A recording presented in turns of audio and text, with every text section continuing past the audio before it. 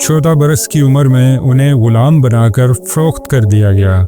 कमसिन अबू रेहान को ऐसा लगा कि उनकी पूरी ज़िंदगी बर्बाद हो गई है, मगर कातिब तकदीर ने जिस तरह हज़रत यूसुफ अलैहिस्सलाम को ग़ुलाम से हुक्मरान बनाया था, बिल्कुल वैसे ही ख्वारिज़म के एक गरीब और गुमनाम घराने के अबू रेहान को वो अल-बैरूनी बना डाला जिसके इल्म से आज भी दुनिया इस्तिफ़ादा करती है। 9 ज़ुबानों के माहिर और 125 के करीब किताबों के मुसन्निफ़ अल-बैरूनी किन किन अलूम में दस्तरस रखते थे, अबू अली सीना से उनके क्या इख्तलाफात थे और दोनों में से किसका मौक़िफ़ आज दुरुस्त समझा जाता है, उनकी वो क्या खिदमात हैं जिनकी बिना पर हिंदुओं ने उन्हें विद्या सागर का लक़ब दिया तो अंग्रेज़ मुअर्रिख़ीन ने उन्हें दुनिया इस्लाम का लियोनार्डो दा विंची करार दिया। गलीलियो से 5 सदियां कबल अल-बैरूनी कैसे जानते थे कि ज़मीन गोल है और सूरज के गिर्द गर्दिश करती है। ज़मीन का कुतर नापने का कारनामा उन्होंने कैसे अंजाम दिया और उसके लिए पिंड दादन खान के मकाम का इंतखाब क्यों किया। नज़रिया इर्तिका और नेचुरल सिलेक्शन थ्योरी के मुतालिक अल-बैरूनी ने चार्ल्स डार्विन से 800 साल कबल क्या कहा था। बादशाह के इनाम में दिए गए हाथी और उसके वजन के बराबर चांदी के सिक्कों को अल-बैरूनी ने क्यों वापस किया।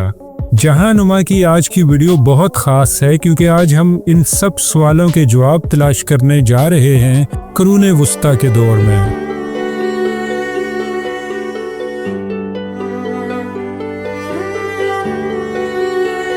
अल-बैरूनी 973 ईस्वी में ख्वारिज़म की रियासत के दारुल हुकूमत कास में पैदा हुए जो आजकल खीवा कहलाता है।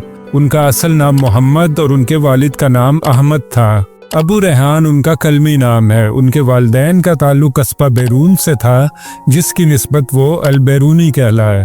उनके वालिद एक गरीब मेहनत कश थे और उनका घराना सख्त माली मुश्किलात का शिकार, लेकिन तंगदस्ती के बावजूद उनके वालिद ने उन्हें तहसीले इल्म के लिए मदरसे में दाखिल करवा दिया। अल-बैरूनी बचपन ही से इतने ज़हीन थे कि उनके उस्ताद हैरान रह जाया करते थे। नन्हे अल-बैरूनी में तजस्सुस और नई चीज़ें सीखने का शौक इस कदर था कि इंतहाई कम उम्री ही में वो बड़े बड़े उलमा की मजलिसों में बैठे उन्हें सुनते रहा करते थे। ख्वारिज़म और बिलखुसूस उसका दारुल हुकूमत कास शाही सरपरस्ती की वजह से उलूम व फ़नून का बहुत बड़ा मरकज़ था और ख्वारिज़म शाह की इल्म दोस्त तबीयत का सुनकर दुनियाए इस्लाम के दूर दराज इलाकों से उलमा यहाँ आबाद हो गए थे। ये फ़िज़ा अल-बैरूनी के ज़हन रसा के लिए बहुत साजगार थी और उनके उस्ताद को लगता था कि ये बच्चा एक दिन बहुत बड़ा आलिम बनेगा, मगर फिर वो वाक़या पेश आ गया जिससे उनकी ज़िंदगी तबाह हो सकती थी, मगर अल्लाह की रहमत से वो आजमाइश उनके लिए नेमत साबित हुई। तारीख़ की किताबों से हमें ये पता नहीं चलता कि किसने उन्हें फ़रोख्त किया, किसने ख़रीदा और कैसे वो अपनी शिकस्ता झोंपड़ी से ग़ुलामों की मंडी में जा पहुँचे। अलबत्ता हम ये ज़रूर जानते हैं कि जब अल-बैरूनी बेबसी और लाचारी की मुजस्सम तस्वीर बने बैठे थे तो अबू नसर मंसूर की उन पर नज़र पड़ गई। अल-बैरूनी के उस्ताद, मुरब्बी और रियाजी के नामवर आलिम अबू नसर का ताल्लुक ख्वारिज़म के शाही घराने से था। उन्होंने कम सिन अल-बैरूनी को उलमा की मजालिस में देख रखा था। उनकी मुदाखलत और बाद अज़ां सरपरस्ती ना होती तो दुनिया अल-बैरूनी जैसे मोहसिन इंसानियत से शायद हमेशा के लिए महरूम रह जाती। अबू नसर के यहाँ होने वाली इल्मी मजालिस में शिरकत से अल-बैरूनी को एस्ट्रोनॉमी, रियाजी, तारीख़ और तिब में दिलचस्पी पैदा हुई। इन अलूम को सीखने के लिए उन्होंने अरबी, फ़ारसी और यूनानी ज़बानें भी सीख लीं। उसी दौर में उन्होंने अपनी शोहरा आफाक किताब आसारुल बाकिया लिखी। ख्वारिज़म शाह के कत्ल के बाद वो अपने मोहसिन अबू नसर के हमरा जरजान चले गए। मुख्तसर वक्त के लिए उन्हें ईरान के शहर रे में भी रहना पड़ा, मगर 998 ईस्वी में जब शमसुल माली काबूस ने तब्रिस्तान और जरजान की हुकूमत दोबारा हासिल की तो वो उसके दरबार में चले आए। इस अफरा तफरी के दौर में भी उन्होंने मकालीदे इल्मुल हय्यत जैसी शाहकार किताब तसनीफ फरमाई। उनके उस्ताद अबू नसर ने 25 किताबें लिखीं जिनमें उन्हें अल-बैरूनी की भरपूर इल्मी मुआवनत हासिल रही, इसलिए उन्होंने 12 किताबों का इंतसाब अल-बैरूनी के नाम किया। अल-बैरूनी रियाजी, physics, chemistry, astronomy, mineralogy, sociology, geography और जियोलॉजी के अलावा फ़लसफ़ा और मंतक में भी महारत रखते थे। तकाबले अदयान के इल्म का तो उन्हें बानी समझा जाता है। इल्म से उनकी लगन का ये आलम था कि मुख्तलिफ उलूम सीखने की गरज से उन्होंने 9 ज़ुबानें सीखी, जिनमें अरबी, फारसी, यूनानी, संस्कृत और पंजाबी जैसी ज़ुबानें शामिल हैं। उनकी मुख्तलिफ उलूम पर लिखी गई 113 किताबों में से अब 20 के करीब ही दस्तयाब हैं।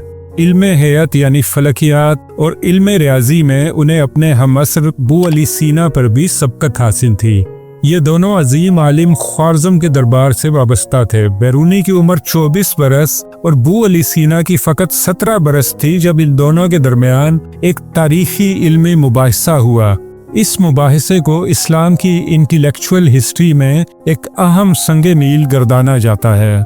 ये फिजिक्स यानी तबीयात के मौजू पर था। अबू अली सीना अरस्तू की फ़िक्र से बहुत ज़्यादा मुतासिर थे, जबकि अल-बैरूनी को फिजिक्स में अरस्तू की बहुत सी थ्योरियों पर एतराज़ात थे। इसी मुबाहिसे से मुतासिर होकर मशहूर मुसन्निफ डिबॉयब ने यह ख्याल जाहिर किया कि अबू अली सीना अल-बैरूनी के पाए का साइंसदान नहीं था, मगर हकीकत यह है कि रियाजी और फलकियात में अल-बैरूनी का मकाम बहुत बुलंद है, लेकिन दीगर इल्म में अबू अली सीना का पलड़ा भारी दिखाई देता है। अल-बैरूनी ने इतने मुख्तसर अरसे में इतने मुतनव्वो उलूम में महारत हासिल कर रखी थी कि मशहूर तारीखदां विल ड्यूरांट ने उन्हें लियोनार्डो डा विंची का हमपल्ला करार दिया। शम्सुल माली काबूस के बाद जब हुकूमत अबुल अब्बास बिन मामून ख्वारिज़्म शाह को मिली तो उसने अल-बैरूनी को अपना साइंटिफिक एडवाइज़र मुकर्रर किया। अबुल अब्बास के कत्ल के बाद जब महमूद गजनवी ने उसकी रियासत पर हमला किया तो वो अल-बैरूनी समेत दरबार से वाबस्ता बहुत से उलमा को गजनी ले गया।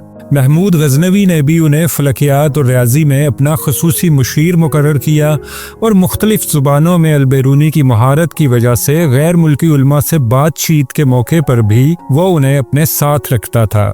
महमूद गजनवी के साथ ही अल-बैरूनी को हिंदुस्तान जाने का मौका मिला तो उन्हें ख्याल आया कि इस्लामी दुनिया हिंदुस्तानी अलूम फ़नून से काफ़ी हद तक नावाकिफ़ है। दूसरी जानिब हिंदुस्तान के आलिम अपने वतन से बाहर के किसी इल्म को सिरे से मानते ही नहीं।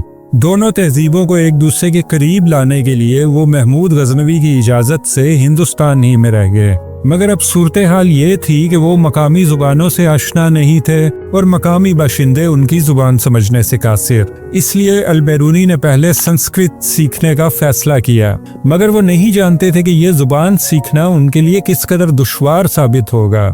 मसला ये था कि ब्राह्मण निचली जातों को भी संस्कृत सिखाने को तैयार नहीं होते थे। गैर मुल्कियों खुसूसन मुसलमानों को तो वो मलीच समझते थे जो उनकी ज़ुबान सीखने के लायक ही नहीं थे। संस्कृत सीखना अल-बैरूनी के लिए लोहे के चने चुबाने जितना मुश्किल साबित हुआ, मगर वो भी अपनी धुन के पक्के थे। जब उन्होंने संस्कृत ज़ुबान में महारत हासिल कर ली तो हिंदुस्तानी उलूम का मुतालिया शुरू किया।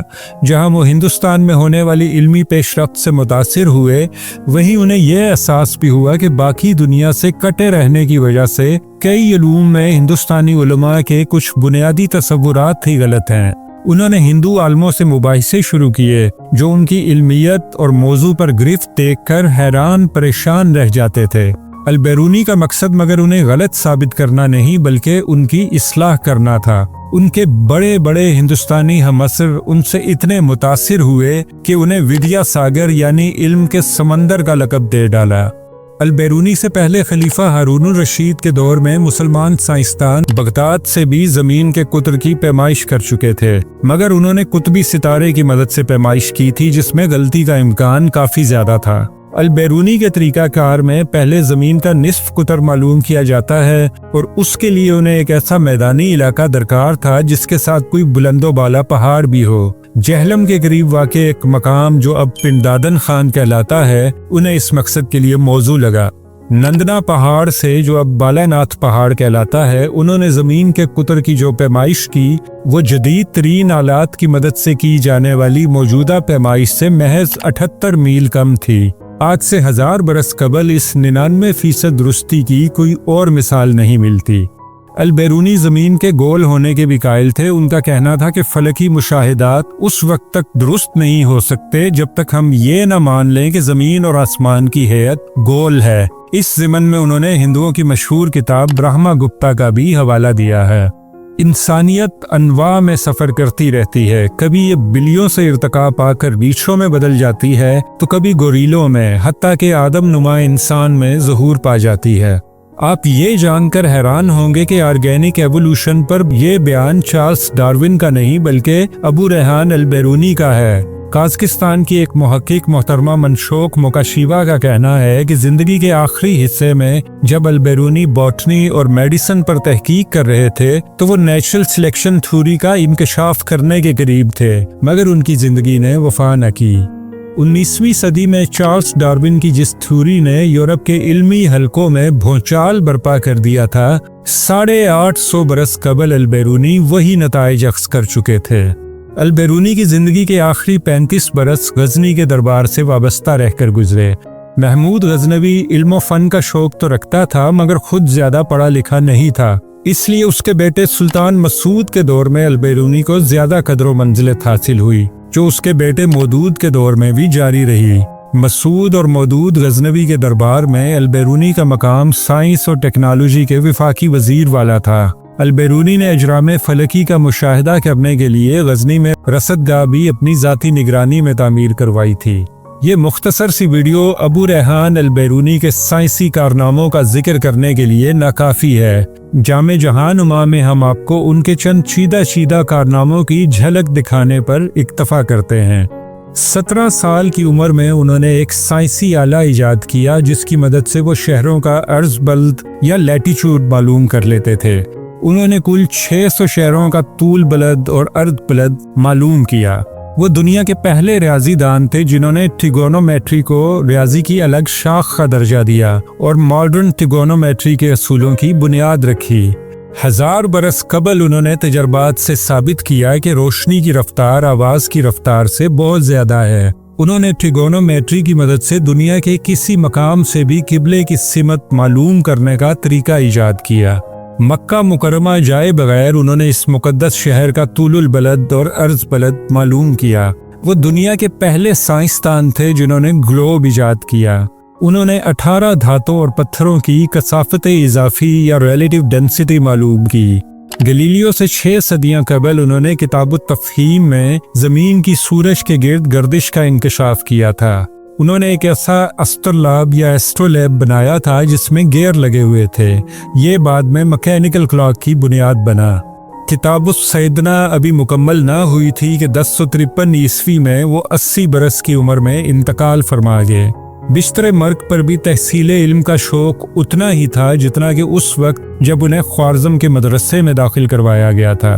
उनके दोस्त और मशहूर फ़कीह अबुल हसन बिन ईसा का बयान है कि उन्हें इतला मिली कि अल-बैरूनी चंद घड़ियों के मेहमान हैं, तो वो उनसे आखिरी मुलाकात के लिए गए। उन्होंने देखा कि अल-बैरूनी की सांसें उखड़ रही थी, मगर जब उन्हें अबुल हसन की आमद का बताया गया तो उन्होंने आंखें खोल दी और अबुल हसन से एक शरई मसला दरियाफ्त करने लगे। अबुल हसन ने अफसुर्दगी से कहा कि इस हालत में तुम्हें मसले का जवाब चाहिए। अल-बैरूनी ने फरमाया कि क्या ये बेहतर नहीं कि मैं जवाब जान कर दुनिया से रुखसत हूँ बजाय इसके कि लाइल्मी में मेरी जान निकल जाए। अबुल हसन ने उन्हें मसला समझाकर रुखसत चाही, मगर अभी दरवाजे से बाहर ना निकले थे कि दुनियाए इल्म का आफताब हमेशा के लिए गुरूब हो गया। अपनी ज़ाती ज़िंदगी में वो फ़कीराना मिजाज रखते थे। जाह तलबी या मालो दौलत समेटने में उन्हें कोई दिलचस्पी न थी। जब उन्होंने कानून मसूदी लिखी तो सुल्तान मसूद गजनवी ने उनकी खिदमात के एतराफ़ में उन्हें एक हाथी और उसके वज़न के बराबर चांदी के सिक्के इनाम के तौर पर दिए। अल-बैरूनी ने ये कीमती तहाइफ ये कहते हुए लौटा दिए कि मेरे पास अल्लाह के फजल से आपका दिया काफ़ी है, मैं इस दौलत का क्या करूँगा। उन्होंने कभी इल्म को हसूल दुनिया का ज़रिया नहीं बनाया। कुरूने वस्ता के मुसलमान साइंसदानों में सच्चाई जानने की जो लगन थी, अगर वो उनके बाद आने वालों में बरकरार रहती और उस दौर के मुसलमान हुक्मरानों में इल्म की सरपरस्ती का शौक़ उनके बाद आने वालों में रक्स व मौसीकी की सरपरस्ती से ना तब्दील होता, तो आज इस्लामी तहजीब का पूरी दुनिया पर गलबा होता। हम इतने बदकिस्मत हैं कि हमें अबू अली सीना, राजी, अल-बैरूनी और जाबिर बिन हैयान जैसे मुसलमान साइंसदानों से मुतारफ़ करवाने का एजाज़ भी मगरबी मौरख़ीन को हासिल हुआ।